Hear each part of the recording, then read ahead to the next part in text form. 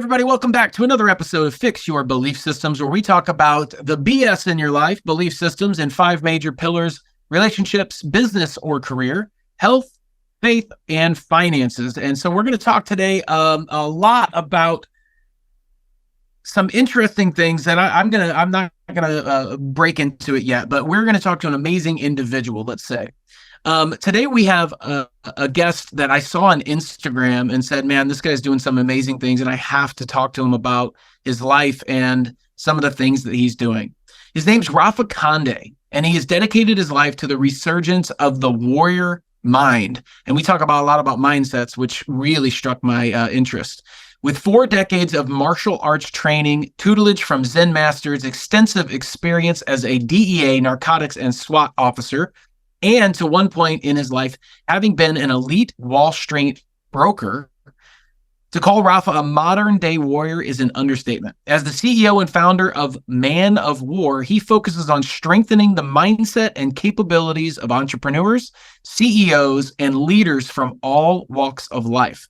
His innovative and straightforward, no-nonsense ability to communicate powerful messages has made him a highly sought-after speaker and an internationally recognized pragmatic leader and corporate culture strategist. And it is my absolute pleasure to bring you on to the show, Rafa. I appreciate you. Hey, appreciate you too, man. Thank you for having me on. It's always an honor to speak to like-minded individuals. There's a power behind it. And the conversation, I believe, is always a little bit different. So I'm all for it. That is absolutely true. Now, one of the things that caught me when I was looking at your about section on your website is the difference between some of the things that you had done. So many people talk about pick a lane, stick to the lane, always be in that one lane. And it looks like you've been doing some different things that you've been able to redefine yourself multiple different times. So talk about a little bit about that. You mean the history, how you were able to participate and become great in multiple different areas throughout your life.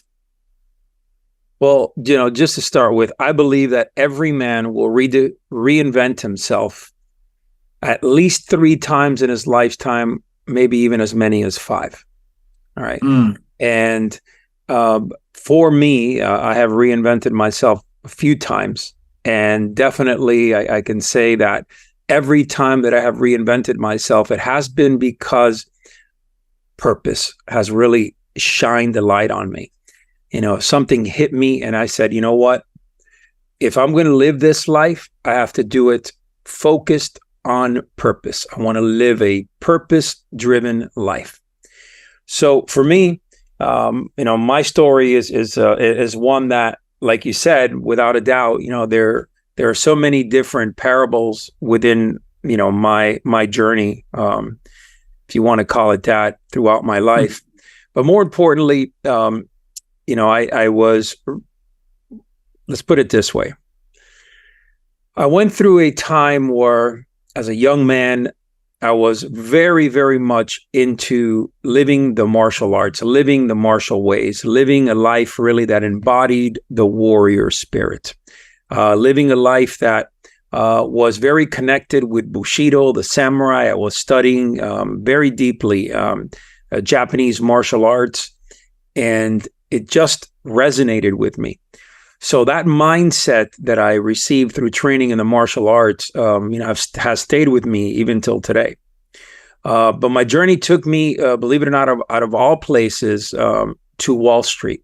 As a Wall Street broker, I went in there for the simple reason that I felt that really trading stocks is an art form, and it's also unfortunately, a lot of times people look at it from a perspective of, you're just buying and trading stock. But for me, it was truly an art form, truly a way that I can go out there and read charts, study companies, and make money. And that was, I felt like you can go into battle that way. From a mental perspective, you can go definitely into battle. Now,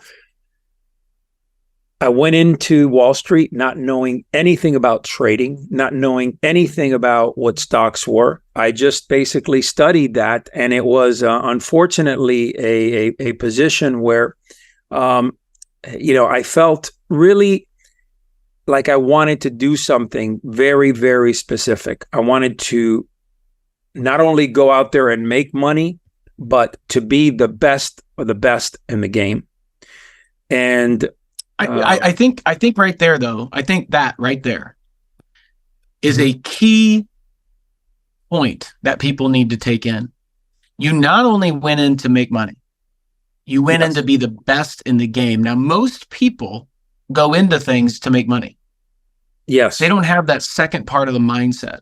Now, you've written a book, and you have an Amazon bestseller, 21st Century Man, The Warrior Within. Yes.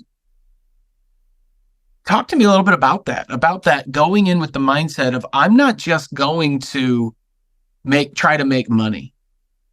I'm going in with the mindset of, I'm going to be the best at this, and money will follow. Yes. Well, that's a very, you can say you're doing it, but really doing it, there are two different things, right? For me, it was when I went into Wall Street, I wanted to be the best of the best for the simple reason that, and keep in mind, and I want to say this, I was getting paid initially $250 a week for working 12-hour days, 5-6 days a week for my broker initially. Okay. So there was no money to be made the first 5 months for me. Okay. But I went because I started to see the potential of, seeing how other young men were out there killing it. They were making millions. They were driving the Ferraris and the Porsches and the Lamborghinis. And I was seeing them, go out there and give to charity and live lives that really were at a higher level, beautiful homes. And yes, the tangible things caught me, but also I met so many good guys that were doing great things. They were giving to charity. They were going out there and just helping people. And I said, you know what, from a financial point of view, when you make a shitload of money and you do it with the right intention and you do it with the right purpose in mind, it's a beautiful thing. So for me, I wanted to get to a level because I never really had money. I didn't come from a family that was extremely wealthy or anything like that. We were kind of middle class to low middle class. And for me to be able to have an opportunity to shine and to grow and to be the best of the best within an industry that I knew that I could make a tremendous amount of money in, and that pushed me to that next level. Okay. Now, with that said, it kind of took its course after 12 years and a tremendous amount of time, a tremendous amount of literally a focus in building, because I went from, a small broker here to a man who was, I was almost pushing $500 million in assets. Okay. In trading money, which back then, that was a tremendous amount of money, especially as a stockbroker, an active trader. And I built that by, building teams around me. And of course, believing in myself and believing in the fact that, hey, look, we have one life to live. Let's go all in. That's one of the disciplines that I live by, which is, you go all in, you dive very, very deep. Now, with that said, it came to a point where the purpose wasn't there anymore. And all of a sudden, my life started changing. And I sat down in front of my newlywed wife about a year into this marriage. And I looked at her in her eyes and I said, honey, I don't want to be a stockbroker anymore. I want to serve my community in a meaningful, powerful way. Sure. And she looked at me and she said, okay, well, what do you want to do? And I said, I want to be a cop. And now keep in mind, I was making approximately $650,000 a year as a stockbroker. And, well, what can I tell you? I went from $650,000 to $38,000. Okay. That's how my paycheck went from one to the other. Mm. And you talk about not making money and being purpose driven. That is a great example of that. I did it because there was purpose behind it and because I felt like I needed to serve for a higher purpose, something more meaningful, something more powerful. So, it's very deep. How does one recognize?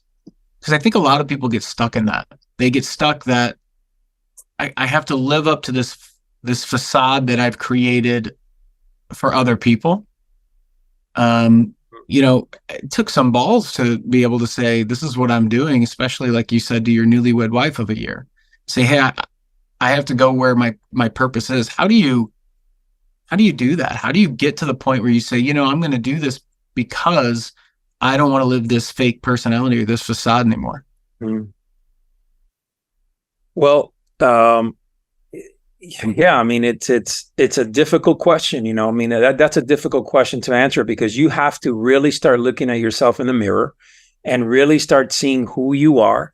And then more importantly, start calling your own bullshit. Like there's so many men out there that paint a picture of their lives, and in reality, their lives are it's just a smoke screen, right?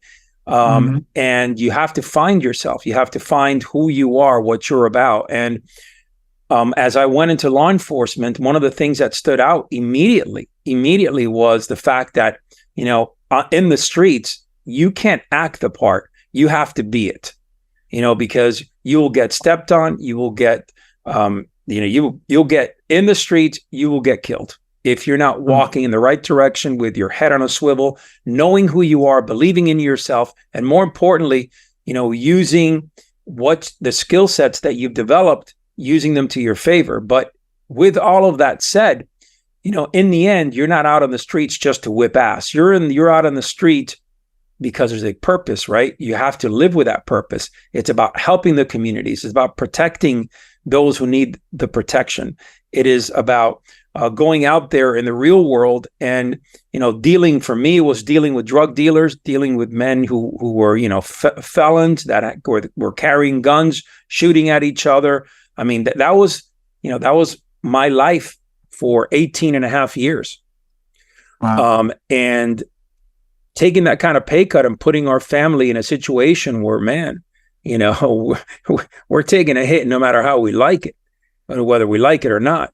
That was a time in my life where I could say without a doubt that it was the most difficult, but at the same time, the most powerful and life-changing by far experience that I've ever had over the last, say, at the beginning part of the first 3 years before I went into law enforcement and the ending the last 3 years. Wow. So, you took this huge step in the right direction in certain ways where a lot of people would look at you and say that was a step in the wrong direction because of just the money side. But your soul, the purpose that you felt inside, coming to that conclusion where you're like, I know who I am. I think a lot of guys struggle with that. I don't know about women, but I know a lot of guys do. You built this business called Man of War, where you help build warrior men. And I think one of the things that you really help them do is figure out what their purpose is. So what does a process like that look like? If there's a guy listening to this right now and he's like, you know what, I feel that way. I feel like I'm not living my true self. Yeah. How does he figure that out? So, one of the things that when I started building Man of War 5.5 years ago, I was a police officer. I was an instructor in the police academy for many, many years. I started seeing the men that were walking into the police academy with no purpose at all, no drive, no focus, no nothing. Okay. It was honestly, unfortunately, it was lackluster not driven men, weak. There were just soft across the board. Okay. And I said, you know what? I need to start a podcast. I need to start a podcast talking about the warrior mindset. I need to start a podcast about building stronger men, and really self-discipline and building from the ground up and building purpose within men, because men shine when there's purpose. Without it, men do not, right? I mean, it's almost like walking around life like most men do that are complete zombies, but yet you give them a purpose, you give them something, and all of a sudden, bam, they change dynamically. So to answer your question, when I started Man of War, the idea was to guide these men to be stronger husbands, fathers, leaders, visionaries, men of action. Every single segment that I just called out, unfortunately, men do not focus on that. Men just focus on doing daily tasks and they call it a day. Productivity, non-existent. Everything they do is about second guessing themselves. Everything they do is about putting things in the back burner. There is no drive. There is no real energy, right? That warrior spirit is not there. They face something that's difficult, a challenge, an obstacle, and instead of pushing through and learning from it, they instead back up and they go back into their little black hole. And when a man lives without purpose, he becomes weak, he becomes sedated, and really he becomes extremely confused about who he is, what he's about, and in the end, what he is capable of doing. They miss that. You know, they give themselves, men who are not driven by purpose, their capability is so small because they literally scale themselves down to a point where they have no belief system. So their confidence level gets attacked. It gets completely depleted. And you basically are with a man that you'll see them out there all the time. You know, gives you a limp handshake, basically follows his woman around with his, shoulders rolled forward, head looking at the ground, just kind of walking around aimlessly. He's supposed to be the provider, the protector, the man who is there doing things with purpose, right? Unfortunately, less than 1% of men really live that type of life. Why do you think that is? Is it society? Is it culture? What is it ingrained in us through school? Like, what is that? Because I agree with you. I see that. I see guys that are just beat down, that just don't really know what that purpose is. In fact, I think most people live their entire life without figuring out who they really are, without really understanding themselves. That's why the most important question, I believe, is who am I? Who am I really? And what is my purpose? I think a lot of people never find out. So, why do you think that is? Why is it that 1% of guys walk around like that? Well, first and foremost, it's, and I hate to say it, but it's complacency. They have arrived in a place where comfort zone takes over. The magic, and I say this over and over again, the magic happens outside your comfort zone. All right. If you stay within your comfort zone constantly, that's what you're going to get. Comfortable, and you're going to get complacent, and you're really going to have zero purpose, zero drive. You're just going to be blah, right? The moment that you push yourself beyond your self-imposed limits, when you get uncomfortable, when you start realizing that discomfort is a gateway to success, to living a full life, until you get to that point, you're just walking around aimlessly. So I believe, to answer your question, that a lot of men are sedated and they are in this comfort zone and this protective mode within their bubble, and they just don't have what it takes to step out of that bubble.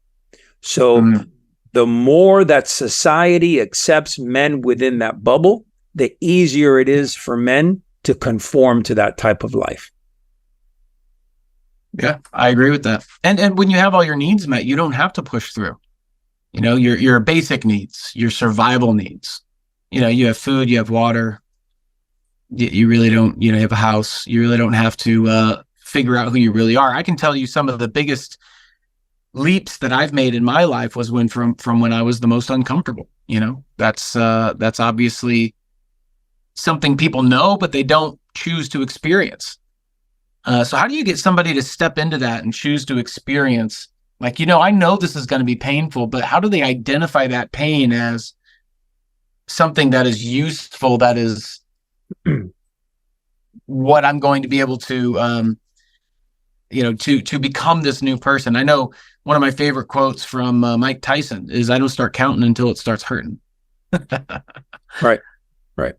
Well, that same mentality, it's a mentality that it can only be learned by experiencing. You can't tell someone, "Hey, go out there and do this."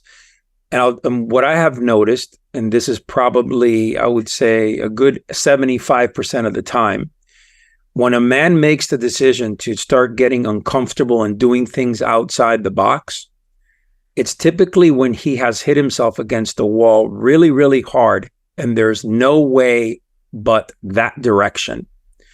And when his back is against the wall, and as you know, I mean, look, scientifically proven over and over again that humans perform best when they are backed up against the wall. And unfortunately, that's where it has to go to many times. And these men start stepping up when there's nothing else they can do. They're so rock bottom. They're so much plastered against the wall, that the only way it's down that road, and that road may have discomfort, and right. It's unfortunate, but that's the way it goes. It's interesting that you say when somebody's back's against the wall, because I agree. That I've allowed myself to get there many times, instead of saying I'm going to step up now, instead of waiting until I'm at that point, saying I'm going to do it at this point instead. Is there a simple tool that somebody can use, a simple step that they can jump into that new mentality, new personality, that new understanding, without allowing themselves to hit that rock bottom? Yeah, for sure, man. For sure. I mean, there's things that you can do, like, little things. They don't have to be huge in steps. We live by a philosophy, Kaizen, right? Kaizen is about doing small little things, but improving every day and hacking away the unessentials. So as long as you are growing and you're doing these small things in tidbits, you are progressing and you are growing. However, these small things sometimes can be very painful, but bottom line is you move forward. Look, for example, I say this to a lot of men who I coach. I say, look, you want to get the first taste of discomfort? Get up in the morning, 4:30 in the morning. Okay. I consider that 4:30 to 5:30 a.m. That is the warrior's hour. Okay. That is 100%. You beat the sun. But before you do anything, what I want you to do is I want you to walk into your shower. I want you to take a cold shower for 2 minutes. Okay? And you tell me at that moment, the first 30 seconds are going to suck. But when you walk out of there, you have a victory under your belt. And that small victory, it's going to change the way you see the rest of the day. I can promise you that. Okay. So little things like that they can start pushing themselves, maybe going to the gym, maybe running, maybe walking, maybe doing push-ups or sit-ups, or doing things that they're not really comfortable with doing, on a daily. Now what they've done is, okay, now I'm waking up early. That's win number 1. Going into that cold shower, win number 2. Getting my emails answered first thing in the morning, whatever, win number 3, or going to the gym, win number 3, whatever it is. But you have these wins that you're typically uncomfortable doing right off the bat. And that's going to get you stronger. It's called resiliency, and it's called tenacity.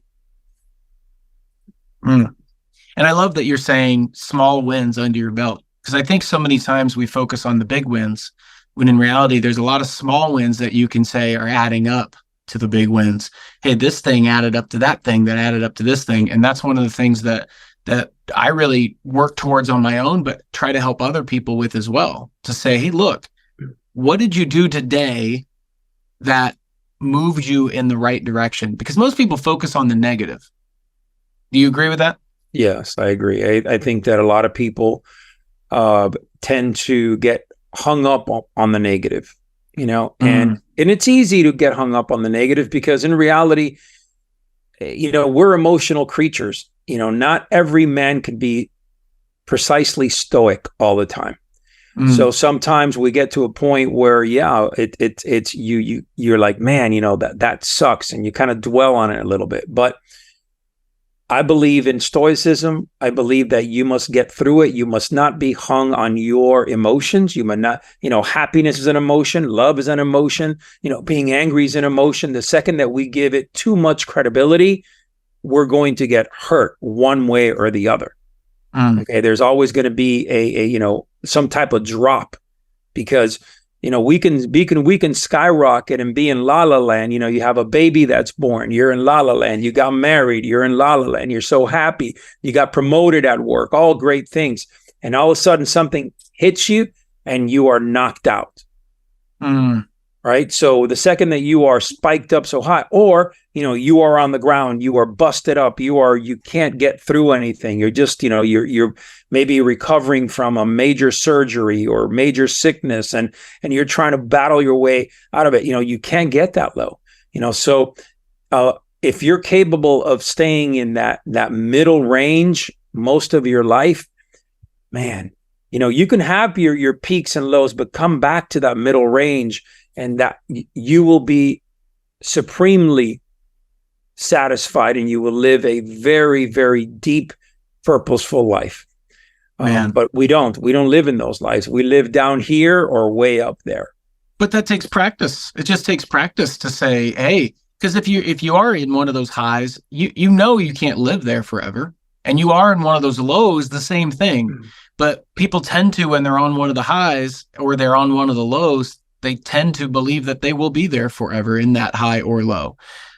Same thing, you just, when you're in the high, I hate to say it, but you just, wait till the hammer drops. It will come back down. So if you can minimize those two, and then you can make better decisions, rational decisions on a regular basis, because you're not making decisions based on a high or a low emotion. Great. I mean, just like that is such a great, habit to get into for people, something to practice. If you get, whoever's listening to this right now, pay attention to that, because that is wise. That is some major wisdom right there from Rafa. Anything that you'd like to tell people that's, if you can condense down, the things that you've learned and what you teach in Man of War, which everybody needs to go to Instagram and go to Man of War with 2 R's, MANOFWARR, or you can click the link. It's in the description of these videos. But if you could teach people something that you've found that is just so valuable that you've come through in your programs or with working with other people, what would you say that is? What advice would you give them? Well, man, you can sit here all day, but I'm going to give you a couple of things that really have changed my life and I believe have changed the lives of many men who have implemented, this philosophy and this way of thinking. First thing is fortify your inner circle. The people that you allow into your life, if they are not helping you grow, if they are not bringing forth the very best in you, you need to get rid of them. Okay. And I know that's very difficult. And people are like, oh, you're so crude and so mean, Rafa. But in the end, that is the simplest form. I'm not saying to disown your parents or disown your brothers or siblings, but get rid of them inside your inner circle. They should not be allowed inside your inner circle. Okay. So build your inner circle with the best possible people. Okay. That is my first and very, very, I think that's a very powerful advice right there that will change your life if you can really do that. Second thing is serve for a higher purpose, something that's greater than you. If you are self-centered and all you care about is you, I can promise you with 100% certainty that you are not going to succeed at the highest of levels in life. You give, and I can promise you that karma has a way of rewarding you. Life has a way of rewarding you so deeply. If you're a man who gives, especially without asking for anything in return, go out there, do good deeds, be a good person. All right. That's the mentality a good warrior-minded man has. Serve for a higher purpose. And finally, I'm going to say this. Conduct yourself in a manner that people can look at you and say, damn, I want to be this man. Live by an exemplary code of conduct. Really a code of conduct that can carry you to levels that you never thought that you can get to. And it's simple. Act the part, be the part, talk articulately, be knowledgeable in life, be a little worldly. Don't just be so focused on your own problems. Go out there and learn from other places, experience. Be a man who could hold a conversation for more than a minute about something that you may not care about, or maybe that you're not too knowledgeable about. Right? That's your fault. You have to go out there and be a man of action. And if you can take that and you could implement it into your life, these 3 little principles, man, it's going to change you without a doubt. Man, that is so wise. Connect with your inner circle, connect with your higher purpose, and conduct yourself in a manner of being of an example. Act, be, talk the part. Amazing. And I think women can also do the same. I mean, sure. Get an inner circle that is amazing. And a lot of times I think people don't understand what an inner circle is. An inner circle is people that lift you up to be a better you. It's people that have that high standard that you say, I need to be, and they need to be. It's connecting with each other and holding each other accountable, because you will fall, you will mess up, you will go astray, and you have to come back. Connect with your higher purpose, do good deeds, be a good person, connect with who you really are. Man, it's such great advice. Really appreciate that, Rafa, man. Everyone, go connect with Man of War on Instagram. You can also go, there's a link that you can click on the Instagram that takes you to Rafa's, all of his websites. He's got the Men of War Crucible. He's got the Odyssey program. You can join the community of game changers here just by enrolling on the Blitz Academy. So you got a lot of stuff there. You can buy the book, The 21st Century Man, see some other videos and stuff. Definitely go click on that. What an honor it has been. You do really exemplify that stoic personality. You're just very direct, you can tell in your voice you want to give and have people become better because you were a part of their life in some way, shape, or form. And very much appreciate that for sure. Well, thank you for having me. It's been an honor. And I would love to have you on my podcast at some point, and chit chat there. And I love the fact that you're out there, you're hungry. I could see it in your eyes that you want to put out a good message. You stand by your message and continue doing what you're doing, brother. Appreciate you. Absolutely. Everybody, this has been another episode of Fix Your Belief Systems, Fix Your BS, where we talk about relationships, business, career, money or finances, health, and belief or faith. And every single time I talk with some amazing individuals, and I always learn something. And there was a ton to learn from this episode. Go back, rewatch it. Check out Rafa Conde. You got to check out some of his stuff. It is amazing. I look forward to seeing you on the next episode, and we will bring more tidbits, strategies, information, help in order to build the life of your dreams on your terms, which is what Fix Your BS is all about. Thanks, Rafa, for being here, and we will see everybody on the next episode.